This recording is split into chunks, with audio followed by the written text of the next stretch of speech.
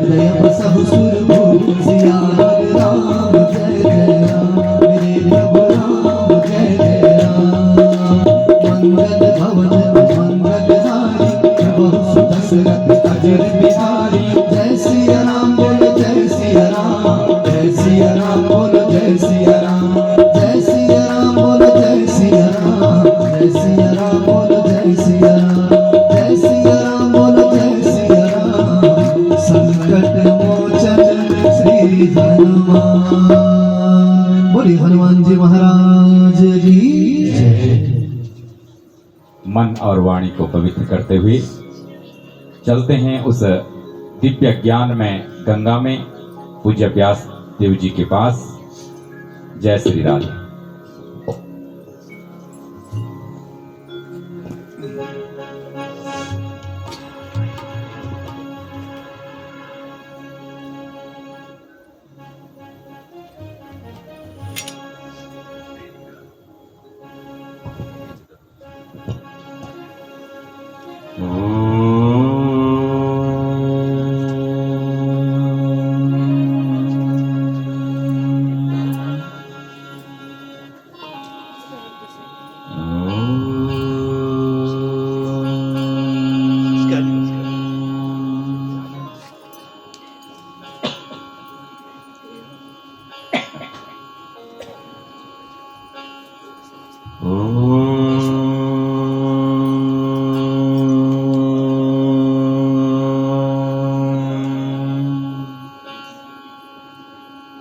श्री गणेशाय नमः।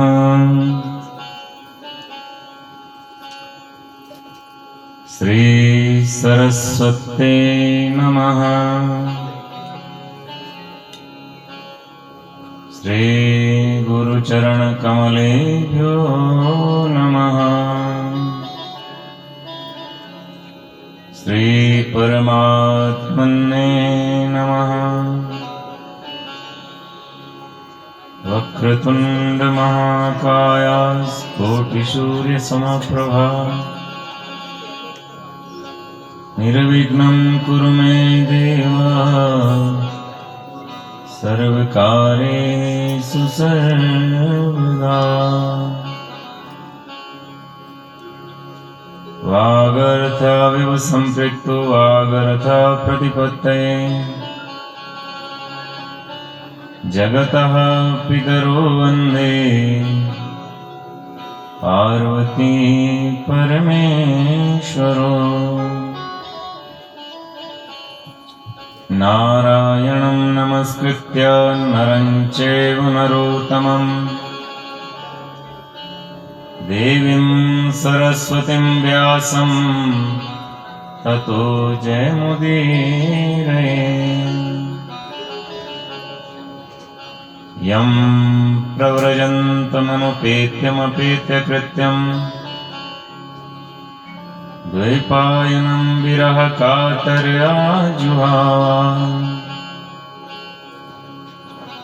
पुत्रेति तन्मयतया तरभुविनेदोस्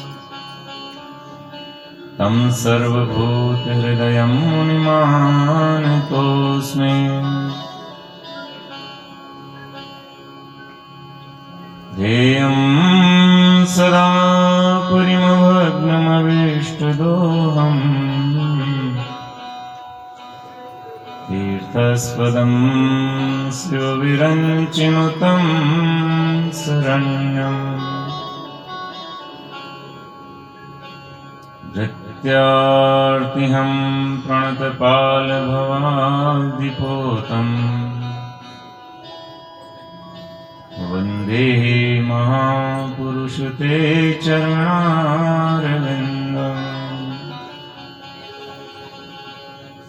योऽन्तः प्रविश्य मम वाचमिमां प्रसूताम् सञ्जीव्यताखिलशक्तिधरस्वधाम्ना। अन्यश्च हस्तचरणाश्रवणात्वगादीन् प्राणान्नमो भगवते पुरुषाय तुभ्यम्। अम्बा शाम्भवी चन्द्रमौलिरवला प्रणामा पार्वती काली हेमवती शिवा त्रिनयनी कात्यायनी भैरवी सावित्री नवयौवना शुभकरी साम्राज्यलक्ष्मी प्रदा चिद्रूपे परदेवता भगवती श्रीराजराजेश्वरी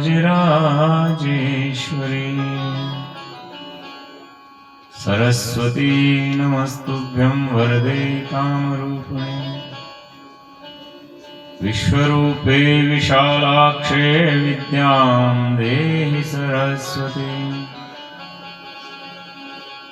नमस्ते शारदा देवी वीणां पुस्तकधारिणी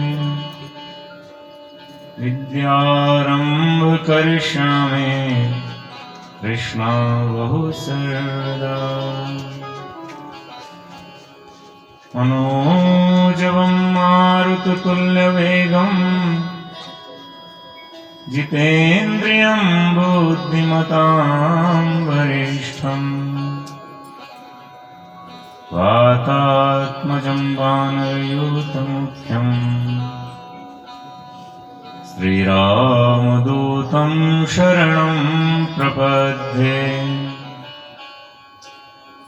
अतुलितबलधामं हेमशैलावदेहम् धनुजवनकृशानो ज्ञानिनामग्रगण्यम् सकलगुणनिधानां वानराणां वदेशम् रघुपतिप्रियभक्तं वातजातं नमामि। गुरुर्ब्रह्मा गुरुर्विष्णु गुरुर्देवो महेश्वरः गुरुः साक्षात् परब्रह्मा तस्मै श्री गुरुवे नमः। कृष्णं नारायणं वन्दे कृष्णं वन्दे प्रजाप्रियम् कृष्णं द्वैपायनं वन्दे कृष्णं वन्दे पृथासुतम्। सच्चिदानन्दरूपाय विश्वोत्पत्त्यादिहेतवे तापत्रयविनाशाय श्रीकृष्णाय वयं नमः। जय जय जय राधारमण जय जय नवल किशोर जय गोपी चित चोर प्रभु जय जय माखन चोर। राधा मेरी स्वामिनी मैं राधा को दास जन्म जन्म मोहे दीजियो श्री वृंदावन को वास।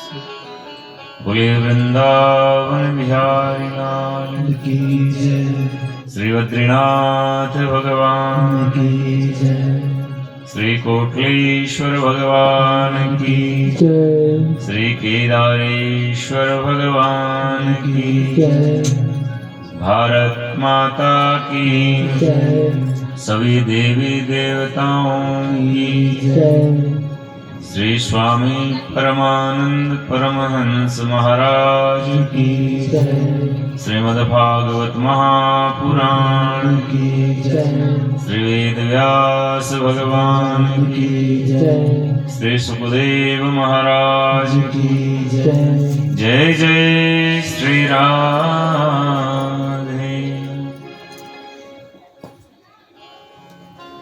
परम मंगलमय परात पर करुणा वरुणालय भक्त वांछित कल्प तरु अखंड ब्रह्मांड नायक पीताम्बर धारी भगवान बालकृष्ण की वांगमय मूर्ति श्रीमद् भागवत महापुराण इस पावन पवित्र नैमिषारण्य तीर्थ सदृश स्थान भगवान कोटेश्वर की धरती पर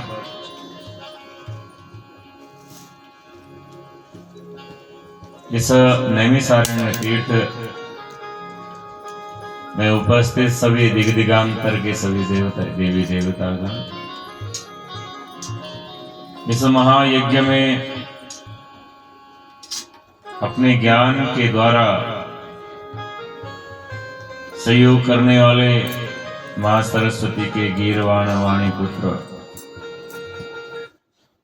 सारी विप्रमंडली, संगीत पर विराजमान सभी संगीतज्ञ, इस महायज्ञ में अपना तन मन धन से सहयोग करने वाले सभी भक्तजन और सोलंकी सम्रान जनता उपस्थित भगवत रसिक सभी भक्तजनों, सबसे पहले मैं आज आपको जो हमारा हिंदू संस्कृति सनातन सभ्यता का जो बहुत ही श्रेष्ठ पर्व है, इसमें प्रेम, त्याग, बलिदान तीनों का समन्वय है। ऐसे रक्षाबंधन पर्व पर आप सभी को कोटि कोटि बधाइयां, शुभकामनाएं और ईश्वर से प्रार्थना करता हूं कि आप सभी के लिए ये पर्व मंगलमय हो, आपका जीवन दीर्घायु हो, जीवन स्वस्थ रहे, धन समृद्धि आपके जीवन में रहे और इसी प्रकार से आप सभी के हृदय में भगवत भक्ति की गंगा का प्रवाह बना रहे। इसी संकल्पना के साथ आइए कथा प्रारंभ करने से पहले थोड़ा भगवत नाम संकीर्तन करें और अपनी मन, वाणी और बुद्धि को भगवान के चरणों में स्थिर करके हम सभी भगवान नाम संकीर्तन करें। तो आइए सभी मिलकर के भगवत नाम संकीर्तन करेंगे। जय जय राधा रमण हरि बोल रे, जय जय राधा रमण हरि बोल, जय जय राधा रमण हरि बोल रे, जय जय राधा रमण हरि बोल, जय जय राधा रमण हरि बोल रे, जय जय राधा रमण हरि बोल, जय जय राधा रमण हरि बोल रे, जय जय राधा रमण हरि बोल, जय जय राधा रमण हरि बोल रे, जय जय राधा रमण हरि बोल, जय जय राधा रमण हरि बोल रे, जय जय राधा रमण हरि बोल, जय जय राधा रमण, जय जय राधा रमण, जय जय राधा रमण, जय जय राधा रमण, जय जय राधा रमण, जय जय राधा रमण, जय जय राधा रमण, जय जय राधा रमण, जय जय राधा रमण हरि बोल रे, जय जय राधा रमण हरि बोल, जय जय राधा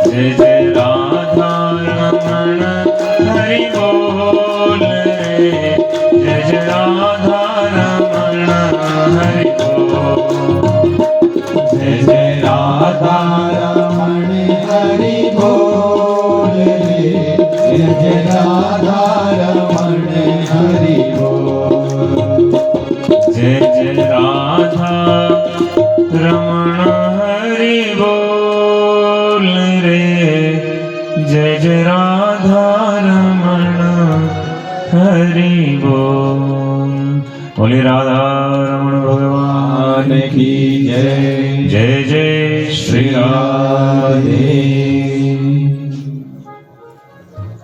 आइए कथा में प्रवेश करें। कल हमने भगवान की प्राप्ति के जो विभिन्न साधन हैं, विभिन्न मार्ग हैं,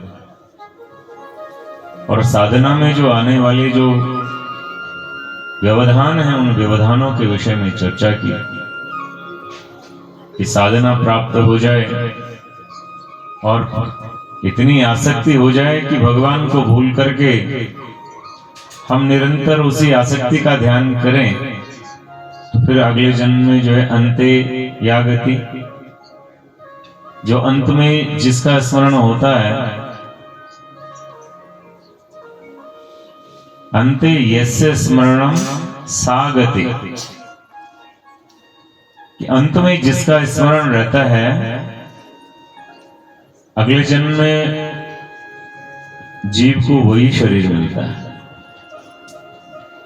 तो आपने भरत प्रसंग सुना है कि भरत जी ने उस मृग का ध्यान करते करते अपना प्राण त्याग दिया,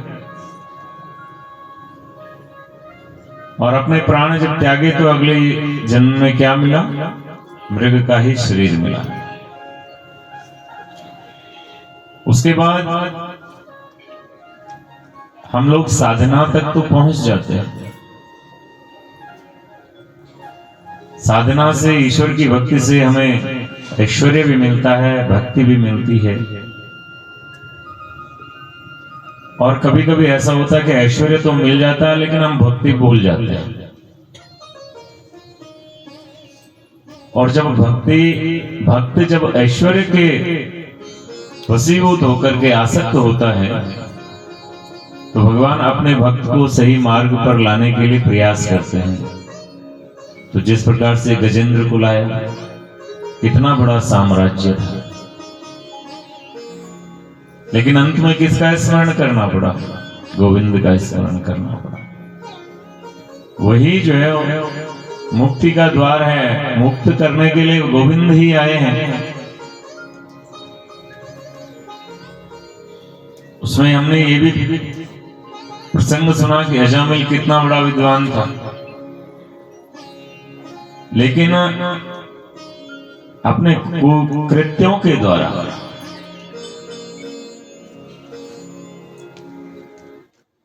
उसको अधोमार्ग की ओर जाना पड़ा। लेकिन अंत में जब प्रभु का स्मरण हुआ तो स्वयं साक्षात गोविंद के जो पार्षद हैं उसे लेने आते हैं। भगवान राम के चरित्र को सुना, और राम के चरित्र मैंने पहले भी कहा कि रम्यन्ते योगिना यस्मिन्, जिसमें योगी लोग रमण करते हैं, जिसमें निरंतर योगी लोग अपने मन को स्थिर करते हैं, वो राम। और राम वास्तव में भारत का जीवन दर्शन है, मानव मात्र का जीवन दर्शन है। हर जगह उन्होंने अपना एक आदर्श स्थापित किया। आदर्श पुत्र के रूप में पिता ने कहा जंगल में जाओ तो जंगल में गए। माता केकई ने आदेश दिया, पुत्र तुम्हारे पिताजी ने कहा तुम्हें जंगल जाना है तो चले गए। ठीक है, माता पिता का आदेश। और इस बात को स्पष्ट कर रहे हैं कि देखो मेरे पिता कितने महान थे, जिन्होंने कि धर्म का पालन किया और धर्म के पालन के लिए अपने प्राण त्याग दिए। एक आदर्श पुत्र का उन्होंने एक उदाहरण प्रस्तुत किया, एक आदर्श पति का उन्होंने उदाहरण प्रस्तुत किया, एक आदर्श भाई का उन्होंने उदाहरण प्रस्तुत किया। गुहराज भील के साथ मित्रता थी, एक आदर्श मित्र का उन्होंने आदर्श स्थापित किया।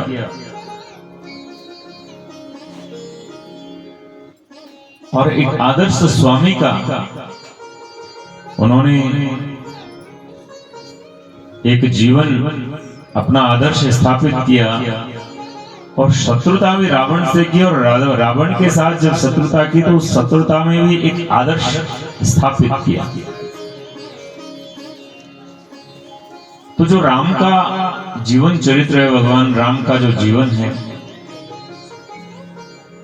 वो जीवन के जो आदर्श हैं उनके, वो आदर्श हम सभी के लिए अनुकरणीय हैं। और इसीलिए भारतवर्ष की जो आदर्श व्यवस्था है वो राम पर टिकी हुई है। भगवान राम के चरित्र को हमने कल सुना। उसके बाद सुखदेव जी महाराज राजा परीक्षित को चंद्रवंश की जो वंशावली है उसके बारे में बताते हैं, और बड़े संक्षिप्त में सुखदेव जी महाराज राजा परीक्षित को भगवान कृष्ण की कथा सुनाते हैं, गोविंद के चरित्र को बताते हैं।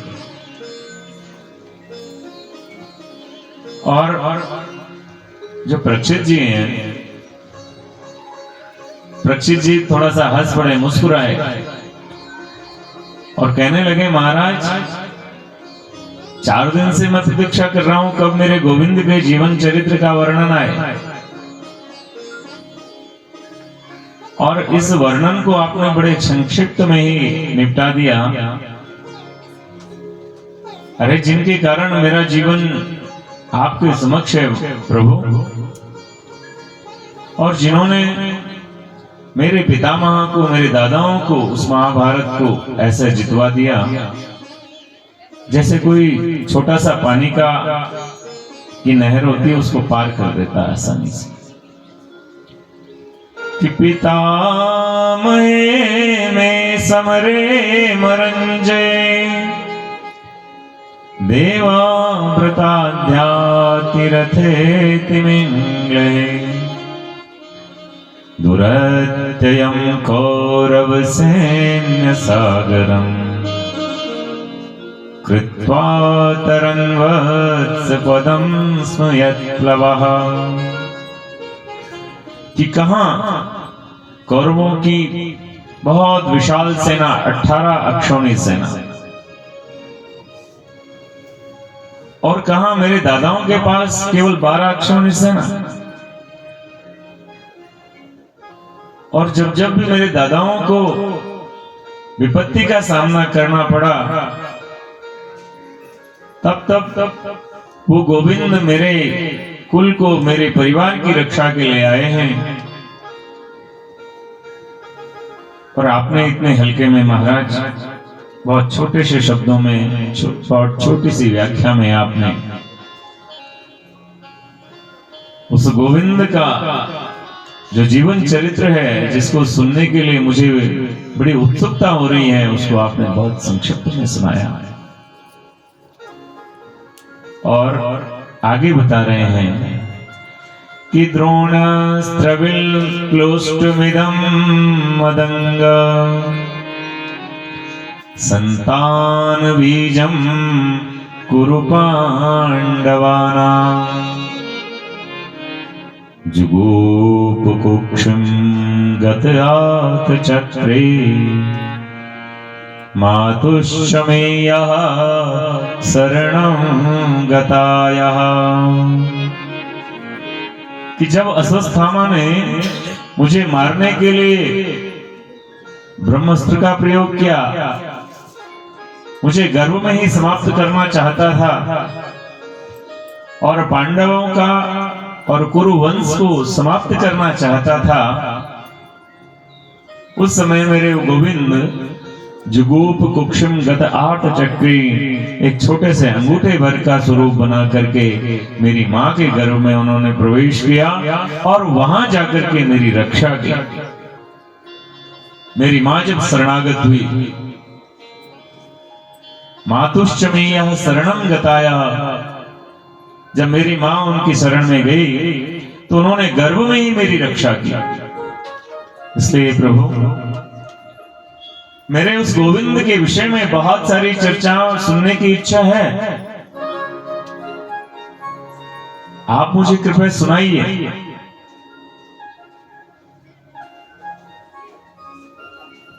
आप मुझे ये भी बताइए कि जो उनके मामा कंस थे, वो कंस बड़ा दुराचारी था।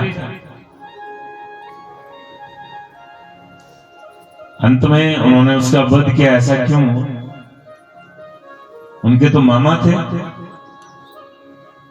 उन्हें जो मामा का वध क्यों करना पड़ा? और दूसरी बात, मैंने ये भी सुना कि जो बलराम जी हैं वो देवकी के 7वें गर्भ थे, 7वें पुत्र थे। और लोग उन्होंने रोहिणी के नाम, रोहिणी पुत्र के नाम से लोग जानते हैं उनको।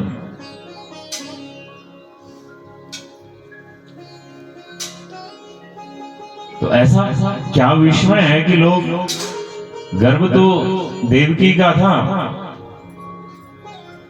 लेकिन पुत्र लोग रोहिणी के नाम से उनको पुकारते हैं।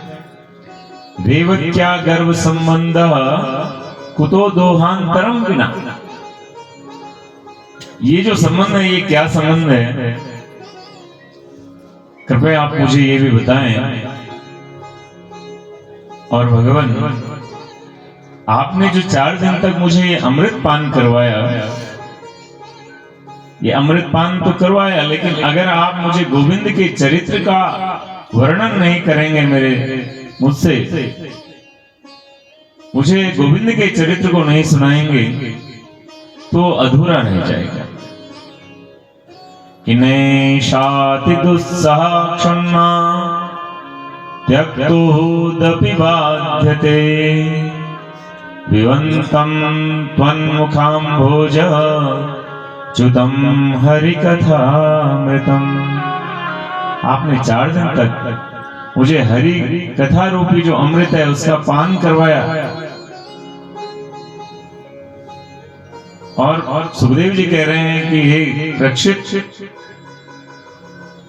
तुमने 4 दिन तक मैंने अपने मुख से आपको हरि का अमृत पान करवाया, गोविंद का नाम स्मरण करवाया। इसलिए अब मुझे ऐसा लगता है कि सम्यक व्यवसिता बुद्धि तव राजर्षि सत्तमः वासुदेव कथायां ते यज्जाता नष्ट कीरति। कि आपकी निष्ठा गोविंद की कथा में जो मैं देख रहा हूं, मुझे बड़ी प्रसन्नता हो रही है। और ऐसा कीजिए, थोड़ा सा जलपान कीजिए, थोड़ा सा कुछ खा पी लीजिए। कहते महाराज अब तो कुछ भी खाने को मन नहीं करता, क्योंकि जब प्यास लगी थी तो मेरे द्वारा अत्याचार हो गया था, मेरे द्वारा एक बहुत बड़ा अपराध हो गया था। इसलिए अब मैंने अपनी इंद्रियों का समन कर लिया है। अब मुझे ना भूख लगती है ना प्यास लगती है, मुझे तो मेरे कान तो बस केवल गोविंद के नाम के लिए तरस रहे हैं। इसलिए आप शीघ्र मुझे गोविंद के उस दिव्य चरित्र का वर्णन करवाइए, मुझे सुनाइए वो गोविंद की जो कथा है। तो सुखदेव जी जैसा श्रोत वक्ता और राजा परीक्षित जैसा श्रोता शायद इस दुनिया में हो, न आज तक हुआ न शायद अब होगा। तो सुखदेव जी भी बड़ी सुंदर कथा को प्रारंभ कर रहे हैं कि वासुदेव ग्रह साक्षात भगवान पुरुषो परा जनिष्यते तत्प्रियार्थम संभवन्तु सुरस्त्रयः। कि वासुदेव ग्रह साक्षात, वासुदेव के घर में साक्षात भगवान आदि पुरुष पैदा हुए। और इस प्रसंग को आगे बढ़ा रहे हैं कि हे राजा, मथुरा के जो राजा हैं उग्रसेन जी महाराज, उनका पुत्र जो कंस, उग्रसेन जी जैसा तो था ही, क्योंकि जब उग्रसेन जी की पत्नी पवन गंधा एक बार जंगल में विचरण करने के निकली तो उस समय उनके शरीर पर एक राक्षस की छाया पड़ गई, इसलिए उसका स्वभाव भी राक्षस जैसा हो गया। इसीलिए कहते हैं कि जो हमारी गर्भवती बहनें हैं उनको ऐसी जगह नहीं जाना चाहिए जहां पर जुगुप्सा हो। जुगुप्सा का मतलब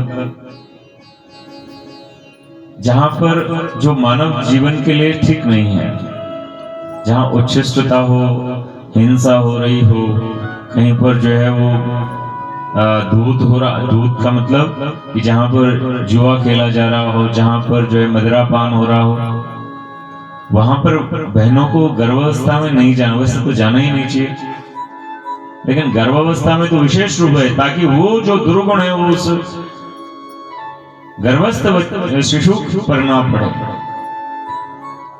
तो कंस पर उस राक्षस की छाया पड़े तो उसका स्वभाव भी राक्षस जैसा हो गया।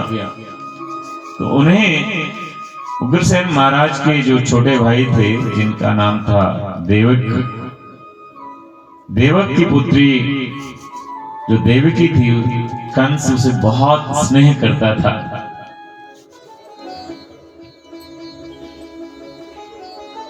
सूरसेन जी के पुत्र थे वसुदेव जी, तो वसुदेव जी यादव कुल के थे, तो दोनों का विवाह तय हो गया, क्योंकि कंस और वसुदेव जी की बहुत अच्छी मित्रता थी। वसुदेव जी को सर्वगुण संपन्न समझ करके कंस ने अपनी बहन का विवाह वसुदेव जी के साथ तय किया।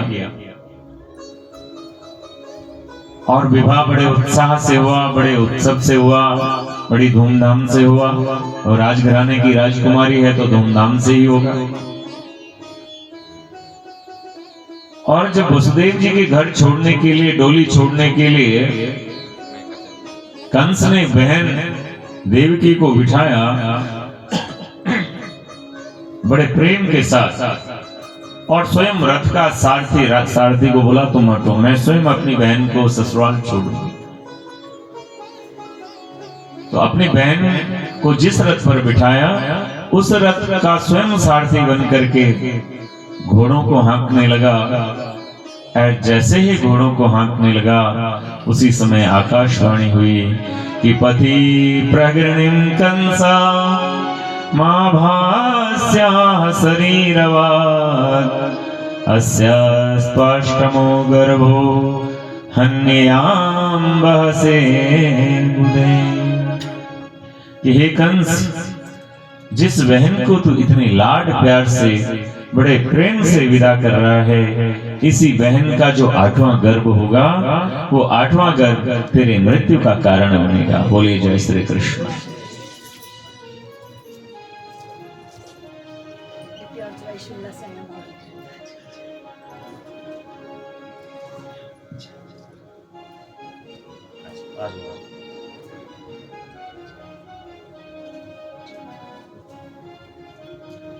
और जैसे कंस ने ये आकाशवाणी सुनी, उसे बड़ा क्रोध आया। उसने रथ की जो, घोड़ों की जो लगाम थी, उस लगाम को छोड़ा, रथ से उतरा, अपने म्यान से तलवार निकाली और मन में विचार किया कि क्यों ना मैं इस देवकी का ही वध कर दूं। न रहेगा बांस न बजेगी बांसुरी। जैसे ही देवकी को मारने के लिए अपनी तलवार उठाई, वसुदेव जी ने हाथ जोड़ करके कहा, महाराज ये क्या कर रहे हैं? एक तरफ आपकी बहन, दूसरी तरफ नवविवाहिता और तीसरी स्त्री। आप जैसे श्रेष्ठ गुणवान लोग, जो वीर हैं, स्त्रियों पर हाथ उठाते हुए शोभा नहीं देता है। श्लाघनीया गुणै सूरे भवान भोजय शस्करा सा कथम भग्नि हन्या स्त्रया मुद्वाह पर्वणे। कि महाराज, आप जैसे प्रशंसनीय गुणों वाले लोगों को इस प्रकार से शोभा नहीं देता है। और आप तो यश के धनी हैं, आपका यश चारों दिशाओं में फैला हुआ है। और कथम भग्नि हन्या, तुम अपनी बहन को कैसे मार सकते हो? बहन का वध करना बहुत बड़ा पाप है। और दूसरा, स्त्री मुद्वाह पर्वणि, दूसरा ये स्त्री है, इसका वध करना आप जैसे श्रेष्ठ पुरुषों के लिए ठीक नहीं है। और रही बात महाराज मृत्यु की, कि मृत्यु जन्मवतां वीरो देहेन सह जायते अद्यावाप्ते सतान्ते वा मृत्यु वे प्राणिना ध्रुवा। और जो श्रेष्ठ पुरुष हैं वो मृत्यु की चिंता नहीं करते हैं। जो वीर पुरुष हैं वो मृत्यु की चिंता नहीं करते। और मृत्यु जन्मवताम वीर, जन्म और मृत्यु ये साथ साथ जन्म लेती है। जैसे ही जीव का जन्म होता है, उसकी मृत्यु भी उसके साथ साथ आती है। और जो श्रेष्ठ पुरुष हैं वो इस देह की चिंता नहीं करते हैं। और मृत्यु की चिंता आप क्या करेंगे महाराज? मृत्यु तो आज आए चाहे कल आए, ये तो प्राणी नाम ध्रुव, ये अटल है। ध्रुव कहते हैं अटल। ये प्राणियों की जो मृत्यु है वो बिल्कुल अटल है। काफी समझाया और अंततः ये शर्त हुई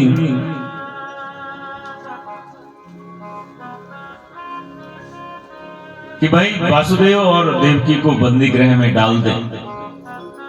जो कंस के सचिव थे उन्होंने कंस को बड़ा उकसाया, इसलिए कहते हैं कि सचिव वैद गुरु तीन हूं, जो बोले भयास। कि सचिव, गुरु और वैद्य, अगर ये अपने जीवन की भय की आशा से अगर झूठ बोले तो बड़ा अनर्थ होता है। सचिव तो कंस जैसे ही थे, समबुद्धि, जैसे समबुद्धि होती है उसी प्रकार से जो है मित्रता भी होती है। सचिव भी उसी प्रकार से अच्छे लगते हैं। अब राक्षसी प्रवृत्ति के थे तो उन्होंने बुद्धि भी ऐसे दी, परंतु जब वसुदेव जी ने बड़े प्रेम से समझाया तो मान गया, और ये बात मान गया कि भाई तुम्हें मेरे कारागार में रहना होगा। देवकी के गर्भ से जो भी पैदा होगा वो सबसे पहले मेरे पास आना चाहिए। तो सबसे पहले जो पुत्र हुआ जिसका नाम कीर्तिमान था, वो जैसे पैदा हुआ वसुदेव जी ने अपने वचन के अनुसार वो जो बालक है उस बालक को कंस के पास लाए। अब कंस के मन में थोड़ा सा उसके प्रति दया आई कि मुझे तो डर केवल 8वें से है, इस पहले को क्यों नहीं मारे, क्यों मारे हम? तो नारद जी वहां पर आते हैं, क्योंकि जब पापी का पाप का जो घड़ा है वो तभी फूटता जब वो पूरी तरह से भरता है।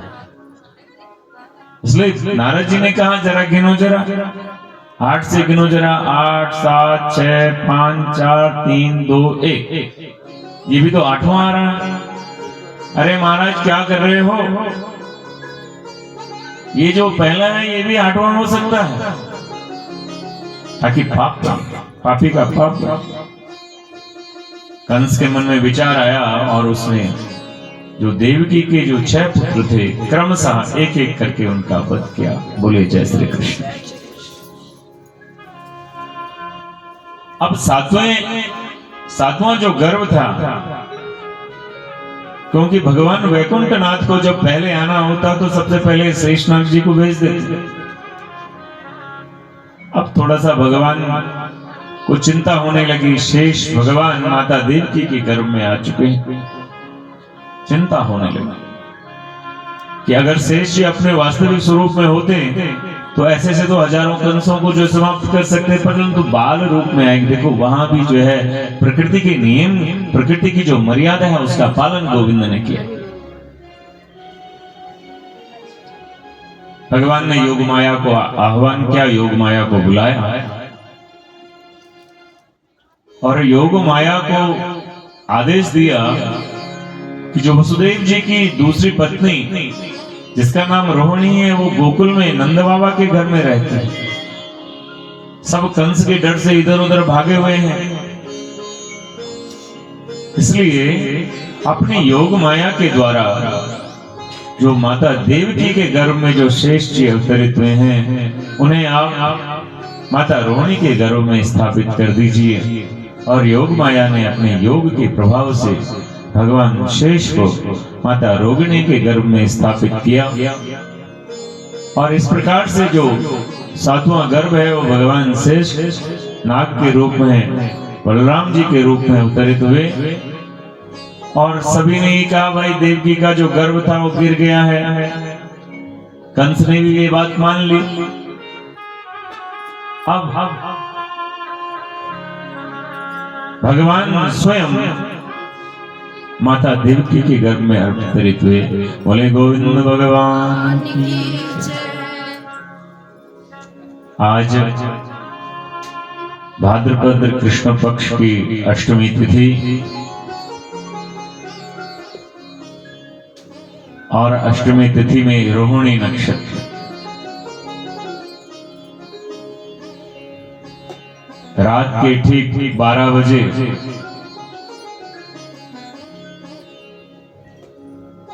तो उस समय महाराज परीक्षित तुरंत प्रश्न करते हैं, बड़ी अद्भुत बात है प्रभु, इधर अभिजीत हरिप्रीत अभिजीत जो मुहूर्त है ठीक 12 बजे के आसपास अभिजीत मुहूर्त होता है।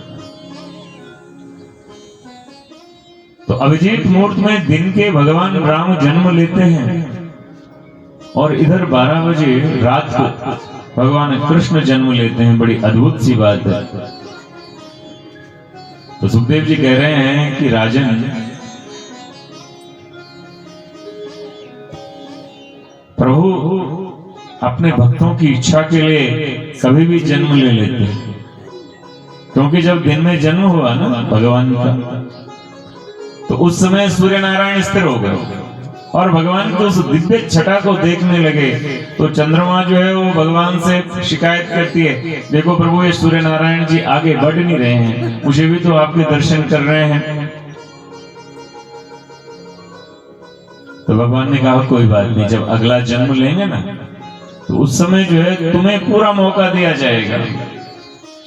और अमावस्या के दिन लगभग 12-1 बजे के आसपास ही 12 बजे के आसपास ही चंद्रमा निकलता है, बिल्कुल सूक्ष्म रूप से।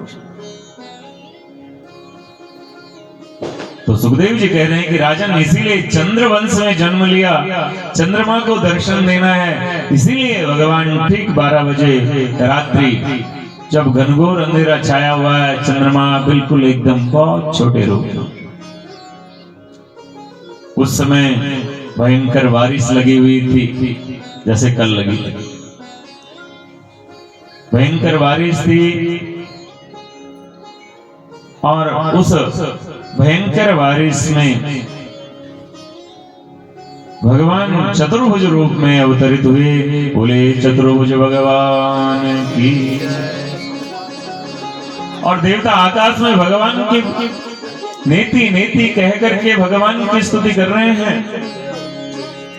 और भगवान को बार बार याद दिला रहे हैं, भगवान को स्मरण करवा रहे हैं कि प्रभु आप सत्य हैं, कि सत्य व्रतम सत्य परम त्रिसत्यम सत्यस्य योनि निहितम च सत्ये सत्यस्य सत्यव्रत सत्यनेत्रम सत्यात्मकं त्वां शरणं प्रपद्ये।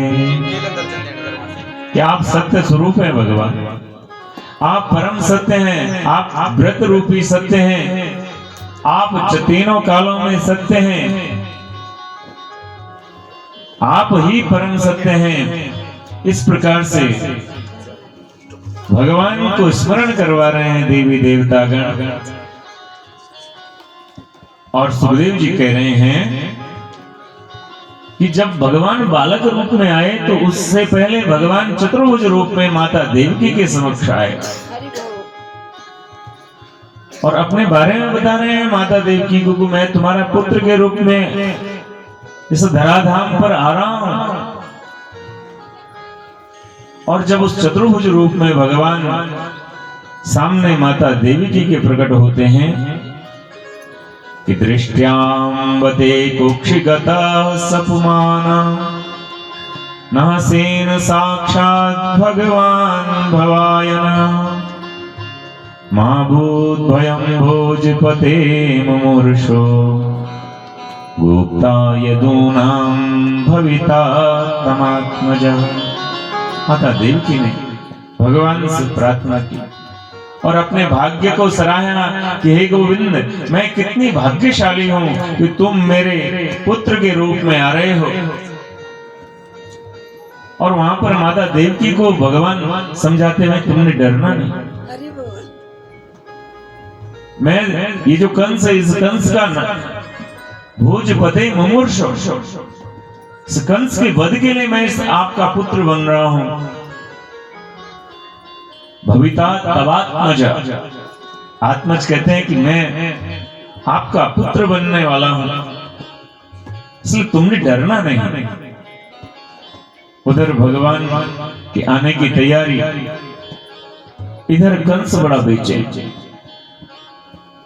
कंस को रात को नींद ही नहीं आई और उधर से नारद जी का आगमन। कंस को सूचना देते हैं कि आने वाले हैं। उधर प्रभु ने योग माया से अपनी लीला प्रारंभ की, योग माया को बुलाया और कहते हैं कि जब भगवान आते हैं ना तो पहले योग माया हमारे जीवन में आती है। जो हम कह रहे बार बार कहते हैं ना कि जो हमारा मन है कभी इधर भटकता, जब हम साधना में बैठते हैं तो मन का भटकाव बहुत ज्यादा होता है, वही योग माया है, वही माया है। तो योग माया का भगवान ने आह्वान किया, जगत जननी योग माया को आदेश दिया कि मैं आने वाला हूं और आकर के तुम जाकर के तुम गोकुल में जो नंद बाबा हैं उन नंद बाबा के घर जन्म लो, मैं आऊंगा। अब हमारी लीला प्रारंभ होने वाली है। और योग माया वहां से ब्रज मंडल में जाती है। माता यशोदा के घर में योग माया यशोदा के गर्भ में अवतरित होती है। इधर भगवान ने ब्रह्मा जी से, क्योंकि जब कोई वीआईपी आता है ना तो सारा जो है ना वो सारा एरिया सील हो जाता है, इसलिए भगवान ने सारी सुरक्षा का जो दायित्व है, सारा जो ब्रह्मांड का जो चक्र है, उस सारे दायित्व को अपने हाथ में ले लिया। ब्रह्मा जी तुम थोड़ा सा आराम करो, हाई लेवल की जेट सिक्योरिटी, पूरे ब्रह्मांड की पूरे ब्रजमंडल की जो व्यवस्था है भगवान ने अपने हाथ में ले ली। और आज भाद्रपद मास रोहिणी नक्षत्र कृष्ण पक्ष अष्टमी तिथि हर्षण योग और भव नामकरण में भगवान आज माता देवकी के समक्ष प्रस्तुत हो गए। जैसे ही प्रस्तुत हुए चतुर्भुज रूप में आए, मां ने कहा नहीं निकल, बालक रूप में आओ।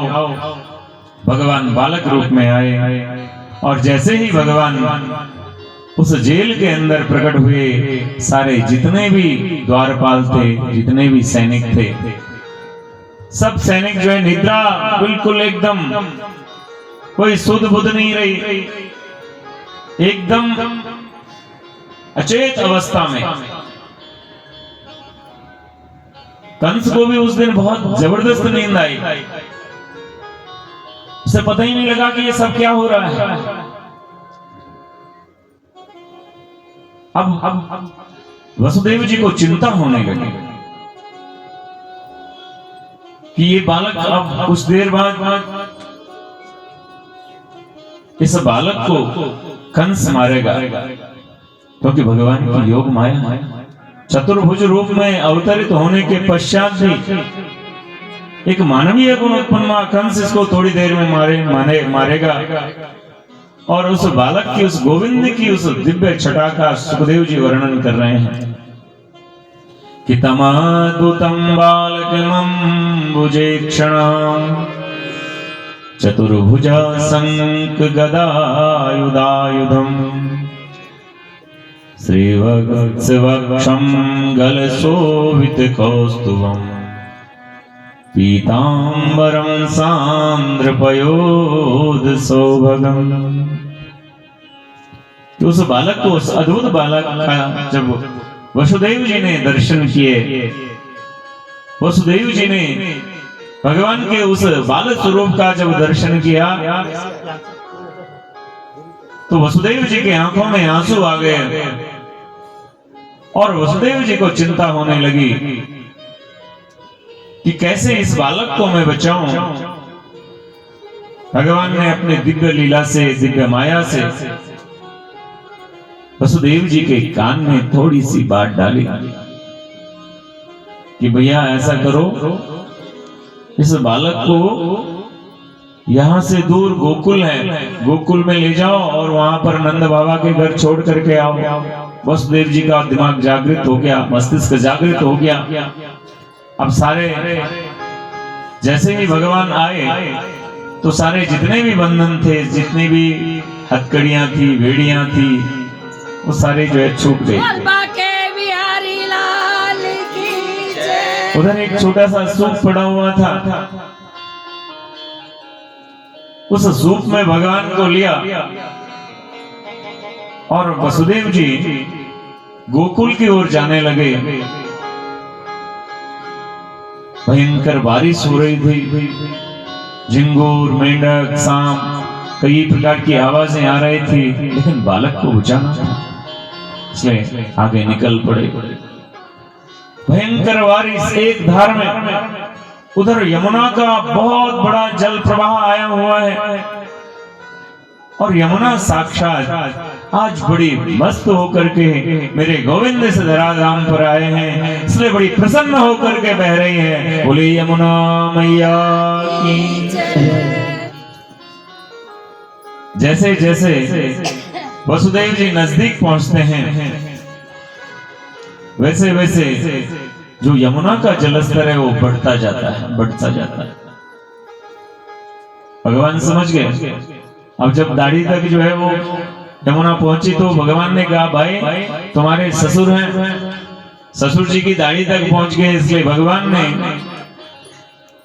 जो यमुना के बीच वसुदेव जी गए तो उस समय भगवान ने अपना पैर सूप से निकाला और यमुना से स्पर्श करवाया और यमुना का जल ऊपर का ऊपर रुक गया, बीच से रास्ता दे दिया। और सुखदेव जी वर्णन कर रहे हैं कि अपने स्वामी के चरण स्पर्श करने के लिए यमुना ने अपना जल प्रवाह बहुत ऊंचा किया, बहुत बढ़ाया, और जैसे ही भगवान ने स्पर्श किया वैसे ही गोविंद ने, उस यमुना ने वसुदेव जी को रास्ता दिया। बोले वृंदावन विहारी लाल की जय। और उधर जैसे ही गोकुल में वसुदेव जी पहुंचे, सारा जो गोकुल है वो योग माया के प्रभाव से बिल्कुल बेसुध, किसी को कोई पता नहीं क्या आ रहा है, सब सोए हुए हैं। इतनी भयंकर गहरी निद्रा कि किसी को कोई सुध ही नहीं है। उधर वसुदेव जी नंद बाबा के महल में प्रवेश करते हैं। योग माया ने माता यशोदा के गर्भ से जन्म लिया और माता यशोदा को पता भी नहीं लगा कि कब जन्म लिया। सारा महल सो रहा है। वसुदेव जी ने चुपके से भगवान को वहां रखा और योग माया को वहां से उठाया, मथुरा की ओर आए, और जैसे ही जेल में आते हैं वैसे ही जो हथकड़ियां, वेड़ियां, और फिर से जो है उसमें बंध गए। और जो योग माया थी, उस योग माया ने रोना धोना शुरू किया। जैसे ही रोना धोना शुरू किया वैसे ही जितने भी सैनिक वहां सुरक्षा में थे उन सबकी नींद खुल गई। और नींद जैसे खुली, सबने जो दौड़ दौड़ करके कंस को सूचना दी कि देवकी का 8वां गर्भ हो गया, 8वां पुत्र हो गया, 8वां पुत्र हो गया। कंस भी दौड़ता हुआ आया और तुरंत उस योग माया को देवकी की गोद से छुड़ा लेते हैं और देखता है वो तो कन्या है। कंस का मन में विचार आया, अरे ये कन्या क्या कर लेगी मेरा। और सुखदेव जी कह रहे हैं कि एक बार भगवान के प्रभाव से, क्योंकि भगवान वहां जब भगवान ने जन्म लिया इसलिए थोड़ा सा कुछ अच्छे विचार उसके मन में आए, कंस के मन में आए। लेकिन जो साथ में सचिव थे उन्होंने कहा, महाराज अरे ये तो कन्या है, क्या पता इसका ही पुत्र तुम्हें मार दे। कंस के मन में भी बात तो बैठी, इसलिए उसने उस कन्या को, उसका जो एक पैर है उस पैर को पकड़ा और घुमा करके जैसे ही पृथ्वी पर पटकना चाह रहा था वैसे ही वह दिव्य जगत जननी जगदम्बा कंस के हाथ से छूट गई और छूटते ही सामने अष्टभुज रूप में प्रकट हो गई। बोल जगत जननी जगदम्बा मैया की जय। भयंकर उस दिव्य शक्ति को देख करके कंस को कहने लगी कि किम मया हतया मंदा जाता खलु तवांत कृत। यत्र क्वावा पूर्व शत्रु माहिंसी कृपणात् वृथा। अरे दुष्ट दुर्बुद्धि, तुझे मुझे मारने से कुछ नहीं मिलने वाला। अरे तेरे मारने वाला तो ब्रज मंडल में पैदा हो गया। बोले बाल कृष्ण भगवान की जय। और सारा वृतांत बता करके स्वयं अंतर ध्यान हो गई। और सुखदेव जी कह रहे हैं राजन देखिए, जब गोविंद हमारे जीवन में आते हैं तो बिल्कुल एकदम मन बड़ा शांत होता है। ये जो हमारा शरीर है जेल खाने से कम नहीं।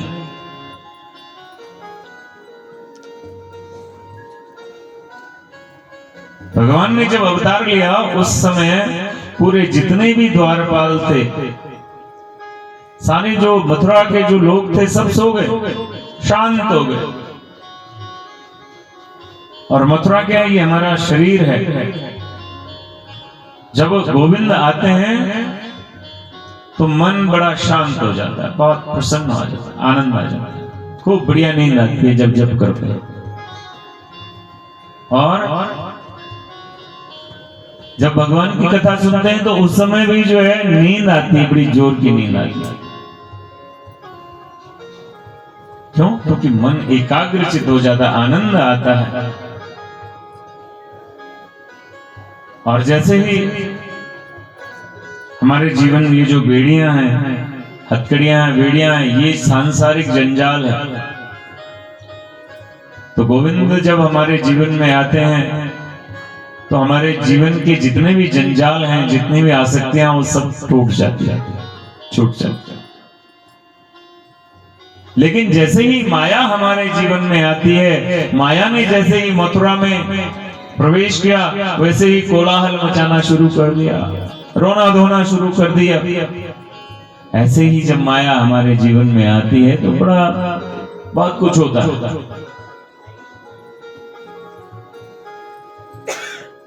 तो गोविंद को अपने जीवन में उसके लिए प्रयास करना चाहिए ताकि मन को शांति मिले, हृदय को शांति मिले। उधर गोकुल का चित्रण कर रहे हैं कि भाभी जी हमारे जो नंद बाबा हैं वो जरा बूढ़े हो गए। कहते हैं कि नंद बाबा 90 साल के थे जब भगवान ने जन्म लिया, क्योंकि उस समय तो आयु भी बड़ी लंबी लंबी होती थी। और जो यशोदा मैया थी वो 95 साल की थी। यशोदा मैया नंद बाबा से 5 साल बड़ी। अब बुढ़ापे की संतान बड़ी प्रसन्नता होती, बड़ी उत्सुकता होती। और नंदा और सुनंदा दो बहनें नंद बाबा की, वो 6 महीने पहले भाभी जी की सेवा करने के लिए आ गई थी। और प्रत्येक रात देखती थी पता नहीं कब होगा, और मन में थोड़ा खलबली भी मची होती थी, पता नहीं क्या होगा। लड़का हो तो उसके लिए ज्यादा उत्सुकता रहती है। यद्यपि लड़की बहुत जो बेटियां होती बहुत प्यारी होती है। तो सुबह देखा कि सारे लेट उठे, देर से उठे, और नंदा सुनंदा जरा भाभी जी की सेवा के लिए जल्दी उठ जाती थी। आज नंदा और सुनंदा ने देखा कि भाभी जी काफी देर तक सो रही हैं।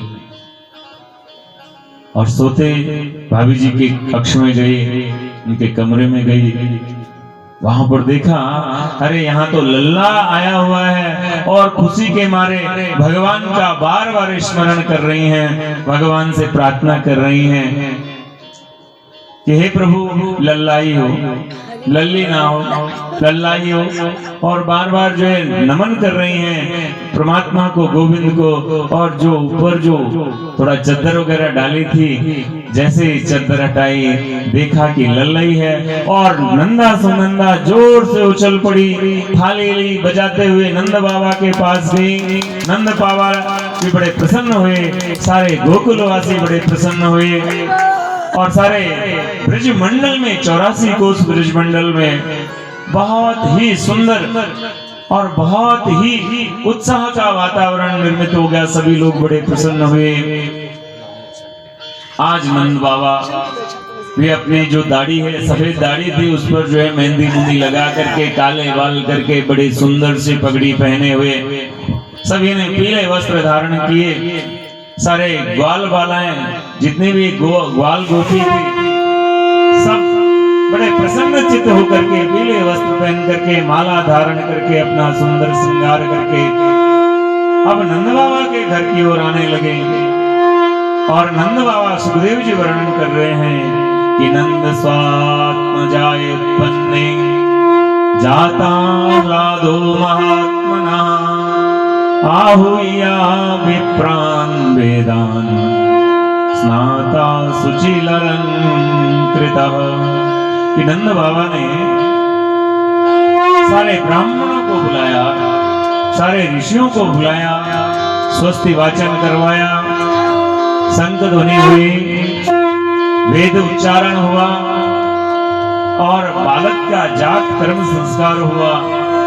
वाचयित्वा स्वस्थायना जात कर्मात्मजस्य वे कारयामास विधिवत् पितृदेवार्चनम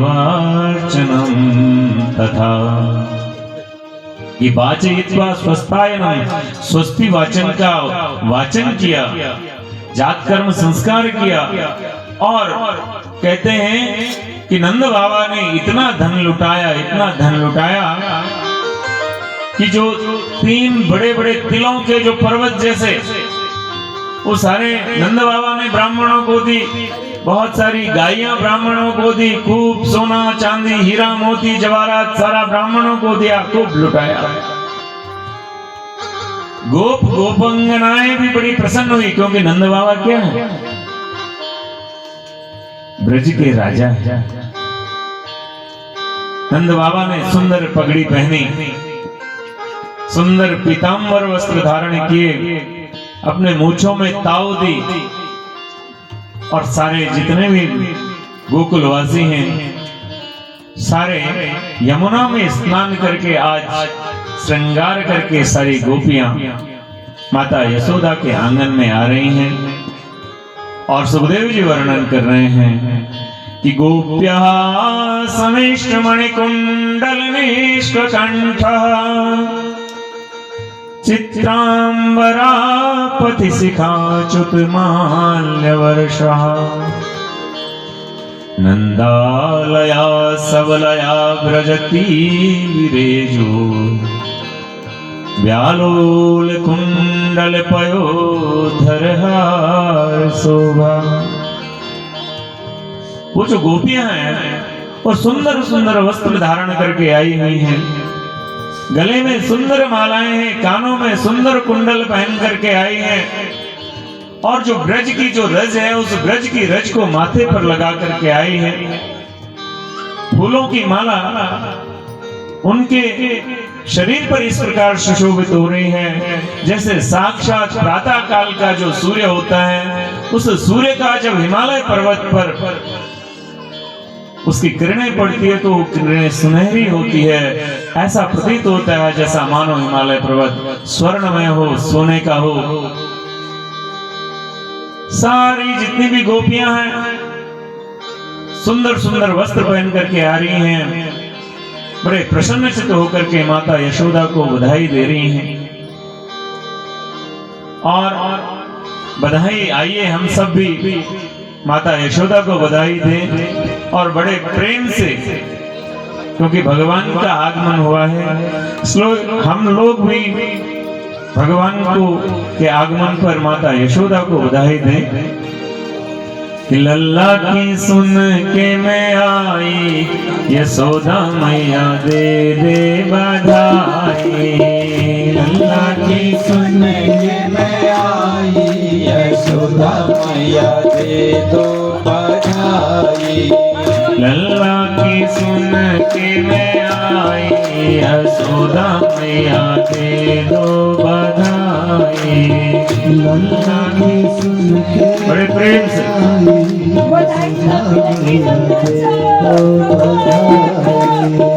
दे दो बधाई, मैया दे दो बधाई, दे दो बधाई मैया दे दो बधाई, दे दो बधाई मैया दे दो बधाई, दे दो बधाई मैया दे दो बधाई। लल्ला की सुन के मैं आई यशोदा मैया ले लो बधाई। लल्ला की सुन हे माँ यशोदा, हमने सुना आपका लल्ला हुआ है, बहुत प्रसन्नता हुई है, ये बधाई लीजिए हमारी तरफ। और हम आपसे बधाई लेंगे। सारी जितनी गोपांगनाएं आ रही हैं बड़े प्रेम से।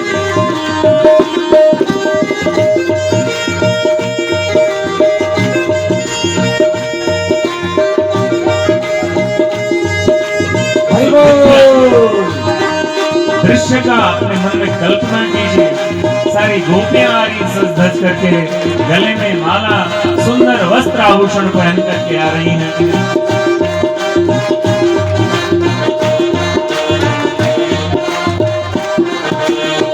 चोला भी दे दे मैया, चुनरी भी दे दे, चोला भी दे दे मैया चुनरी भी दे दे, चोला भी दे दे मैया, चुनरी भी दे दे, चोला भी दे दे मैया चुनरी भी दे दे।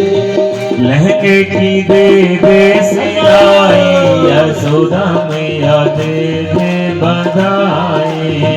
लहंगे की दे दे सिलाई, यशोदा मैया दे दो बधाई। लल्ला की सुन के मैं आई यशोदा मैया दे दो बधाई। लल्ला की सुन के मैं आई यशोदा मैया दे दो बधाई। जय हो। राधे प्रेम भाव के साथ हरि बोल।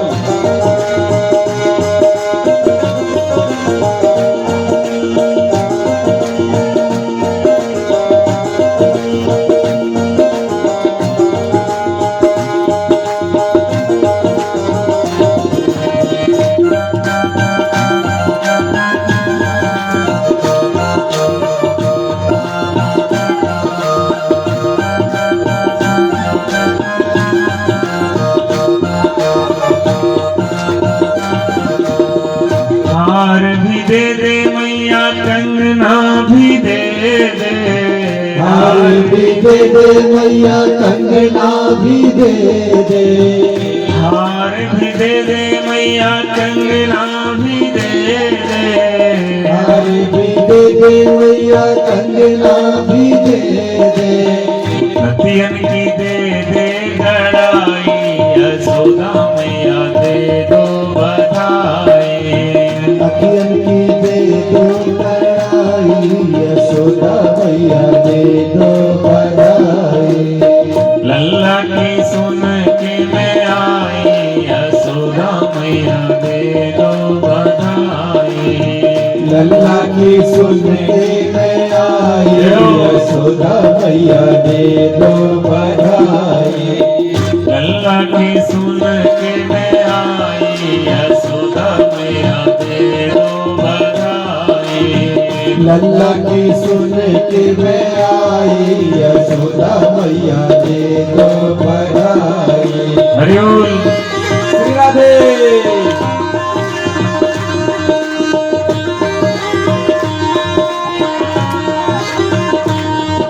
बड़े सुंदर उत्सव, गोपांगनाएं बड़े प्रेम से माता यशोदा के आंगन में नृत्य कर रही हैं, बधाई ले रही हैं, बधाई देने का तांता लगा हुआ है।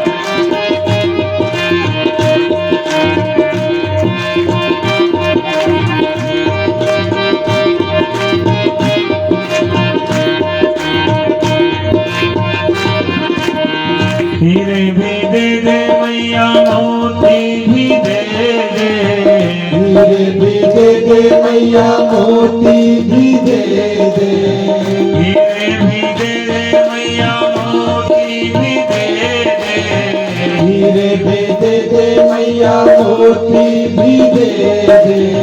कंठे की दे दे कड़ाई,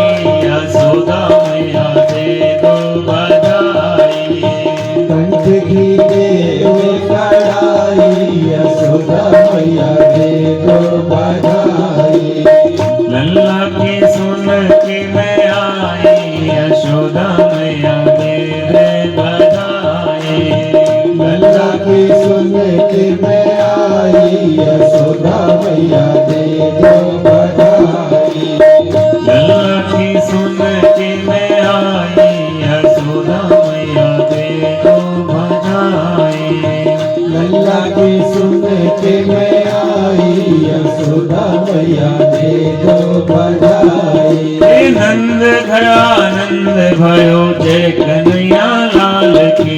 नंद घर आनंद भयो जय कन्हैया लाल की। हे नंद के आनंद भयो जय कन्हैया लाल की। नंद के आनंद भयो जय कन्हैया लाल की। जय कन्हैया लाल की जय यशोदा बाल की। जय कन्हैया लाल की जय यशोदा बाल की। जय कन्हैया लाल की जय यशोदा बाल की। जय कन्हैया लाल की जय यशोदा बाल की। हे नंद घर आनंद भयो जय कन्हैया लाल की। नंद घर आनंद भयो जय कन्हैया लाल की। नंद घर आनंद भयो जय कन्हैया लाल की। नंद घर आनंद भयो जय कन्हैया लाल की।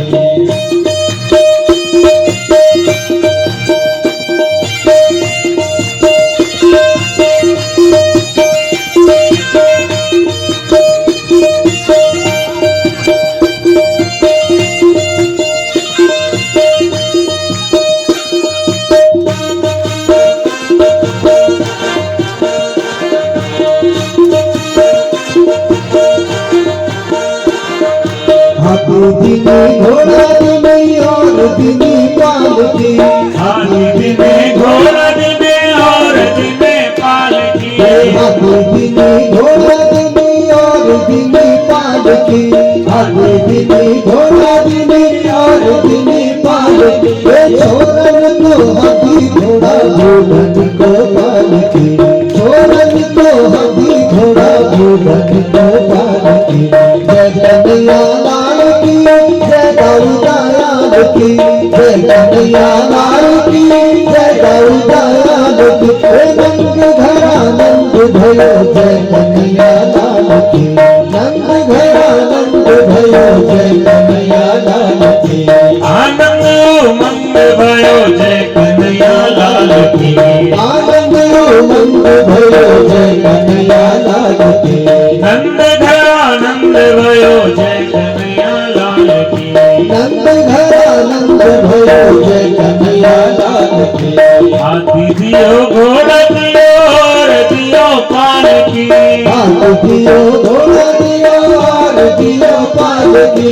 हाथी दियो घोड़ा दियो और दियो पालकी। हाथी दियो घोड़ा दियो और दियो पालकी। हे आनंद उमंग भयो जय कन्हैया लाल की। आनंद उमंग भयो जय कन्हैया लाल की। आनंद उमंग भयो जय कन्हैया लाल की। आनंद उमंग भयो जय कन्हैया लाल की। नंद घर आनंद भयो जय कन्हैया लाल की। नंद घर आनंद भयो जय कन्हैया लाल की। नंद घर आनंद भयो जय कन्हैया लाल की। ओ जय कन्हैया लाल की जय यशोदा लाल की। जय कन्हैया लाल की जय यशोदा लाल की। हाथी घोड़ा पालकी जय कन्हैया लाल की। हाथी घोड़ा पालकी जय कन्हैया लाल की। हाथी घोड़ा पालकी जय कन्हैया लाल की। जय कन्हैया लाल की जय कन्हैया लाल की। जय कन्हैया लाल की जय कन्हैया लाल की।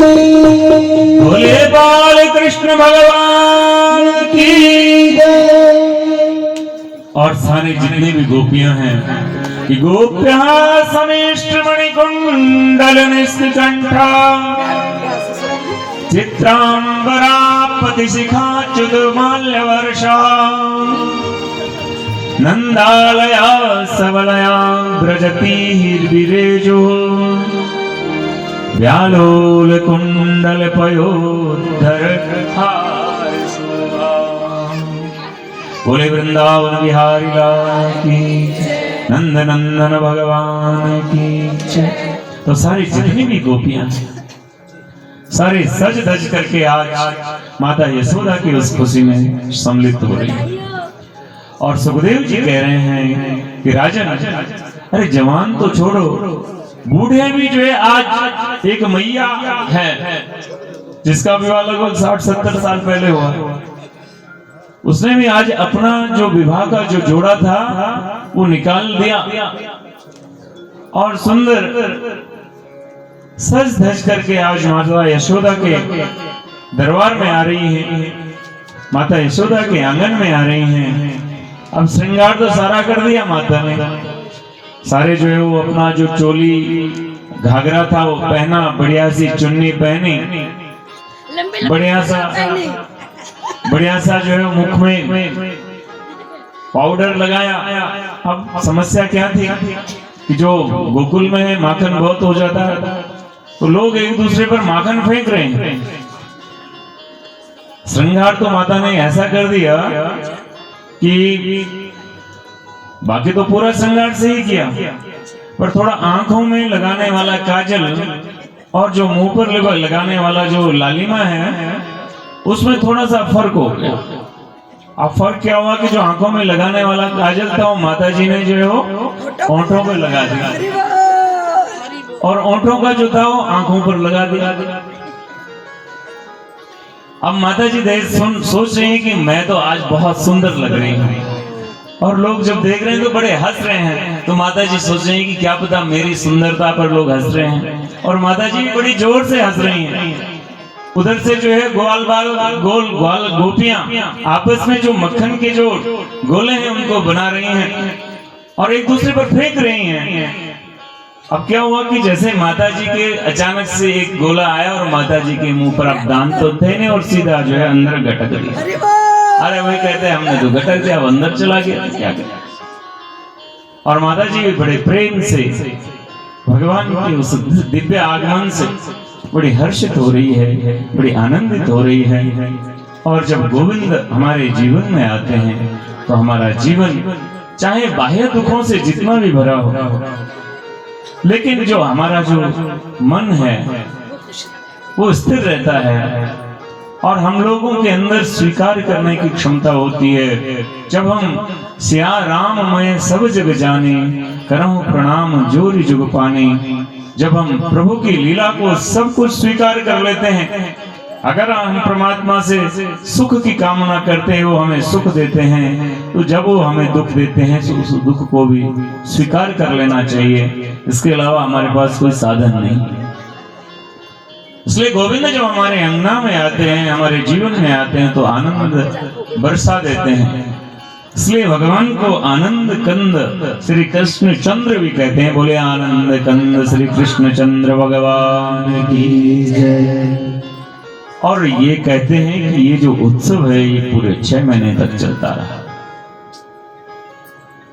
अब नंद बाबा ने सभी ग्वाल वालों को कहा भैया तुम तो मनाओ उत्सव, अब हमें तो कर देने भी जाना है क्योंकि बड़ा राजा कंस है। इसलिए जो है नंद बाबा कुछ साथियों के साथ वहां से निकलते हैं। इधर कंस ने एक आपातकालीन सभा बुला दी। जैसे आदेश वहां से योग माया ने बताया था कि तुझे मारने वाला ब्रजमंडल में पैदा हो गया, आज कंस ने एक आपातकालीन बैठक बुलाई है अपने सभासदों की। अब कंस के जो सभासद हैं वो कौन है? राक्षस हैं सारे, बड़े बड़े दांतों वाले, बड़े बड़े बिखरे बाल, उसमें सारे राक्षस मंडली थी। सबने चर्चा की भाई मेरे मारने वाला तो ब्रजमंडल में पैदा हो गया, अब उसको ढूंढे कैसे? इतना बड़ा ब्रजमंडल है, उसको कैसे ढूंढे? तो उस सभा में एक राक्षसी थी जिसका नाम था पूतना। और पूतना क्या है? अविद्या है। 10 महाविद्या है ना, उन 10 महाविद्याओं से पहले अविद्या आती है। जब हम साधना करते हैं महाविद्याओं की, उसमें जैसे त्रिपुरा सुंदरी है, तारा माता है, बगलामुखी है। जब हम शक्ति की उपासना करते हैं तो शक्ति की उपासना में 10 महाविद्याओं का विधान है। और जब शक्ति की उपासना हो उस समय जो है महाविद्याएं, अविद्या भी आती है। जब प्रभु हमारे जीवन में आते हैं तो उसके बाद अविद्या भी आती है प्रभु से हटाने के लिए। तो जो ये पूतना है ये क्या है? अविद्या है। पूतना खड़ी हो गई, कहते महाराज को प्रणाम, मैं ढूंढूंगी उसे। कंस ने कहा नीचे बैठ। कभी अपने दांत देखी और ये अपने बाल बिखरे हुए, आंखें देख कितनी बड़ी बड़ी हैं। अरे वो वहां गोपियां रहती हैं, उनका बड़ा सुंदर शरीर है, छोटी छोटी आंखें, बड़ा श्रृंगार करके रखती हैं। और कभी चेहरा देखा अपना आईने में? कहते महाराज चिंता मत करो। और उसी समय उसने अपनी राक्षसी माया से अपना सुंदर वेश धारण किया। कहते महाराज देखो अब कैसे लग रहे हैं? कहते हाँ अब तुम जा सकते। और ठीक भगवान के जन्म के 6 दिन बाद, यानी कि अष्टमी को जो है भगवान का जन्म हुआ और 14 को, चतुर्दशी को पूतना का आगमन ब्रजमंडल में। तो कहते हैं 14 अविद्याएं होती हैं, 10 महाविद्या और 14 अविद्याएं होती हैं। अब पूतना ने जितने भी नवजात बच्चे थे उनको अपने दूध में उसने जहर लगाया और सारे बच्चों को जो है मारना शुरू किया, एक एक करके मारना शुरू किया। उसके मन में उसने जब सुना कि नंद बाबा के घर भी बालक हुआ है, आज पूतना वीणा बजाते हुए, सुंदर सी वीणा बजाते हुए नंद बाबा के महल में आती है। और राक्षसी चाहे जितना मर्जी वेश बदल दे, लेकिन उसका जो लंबा शरीर है वो उसको घटा नहीं पाई। अन्य जो गोपियां हैं उन गोपियों की अपेक्षा वो ज्यादा लंबी लगती है, ज्यादा मोटी लगती है। लेकिन फिर भी यशोदा मैया थोड़ा सा सहृदयी है, बड़ी आज भावुक हो रखी है यशोदा मैया। सारी गोपियां आ रही हैं, गोपी का वेश धारण करके पूतना भी आज भगवान के सामने आ गई। भगवान उसे पलने में जो है झुला रहे हैं। और जैसे ही पूतना भगवान के समक्ष आई, भगवान ने अपनी आंखें बंद कर ली